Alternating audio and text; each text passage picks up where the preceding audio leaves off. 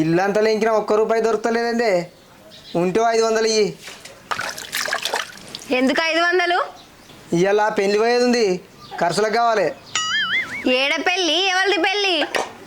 మా దోస్తుగానంలో దోస్తుగాంది. దోస్తుగాని పెళ్ళికి పోయి 500 కట్నం వేస్తే అవసరమా నువ్వు? కట్నం ఎవడేస్తాడు? తాగనీకి కావాలి. ఇయ్యే పొద్దుపోతుంది, తొందర పోవాలి. మళ్ళీ మా దోస్తుగాడు కోప్పడతాడు. అవ్వలో మా సక్కనోడివే, 500 ఇయ్యానంటే కట్నం గిట్ల ఎత్తవేమో అనుకున్నా. తాగనీకి అడుగుతున్నావు, పోతావో ఉంటుండు, రూపాయి కూడా ఇయ్యా. కట్నమే అంటే ఇంక కట్నం ఎత్తాడేమో అనుకున్నా. 500 అవనీకి అడుగుతున్నాడు. ఇంత సిగ్గులేకపోయా. నేనేమన్నా కడుపు కొట్టుకపోయి అడుగుతున్నానే? నా సోపతిగా అందరూ తాగుతారు, వాళ్ళ మొక్కలు చూసుకుంటా కూర్చో అన్న. ఇస్తావా అయ్యవా? ఇయ్యపో, ఏం చేసుకుంటావు వేసుకో. ఇస్తావా అయ్యవే? ఎట్లా అనిపిస్తుంది నీ పానానికి?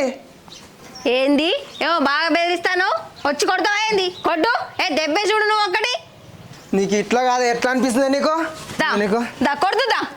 అబ్బా, నిన్నెందుకని కొడతానే? నిన్ను కొట్టి బతుకుతానా? జర దండం పెడితేనే ఒక 500 ఇయ్యే.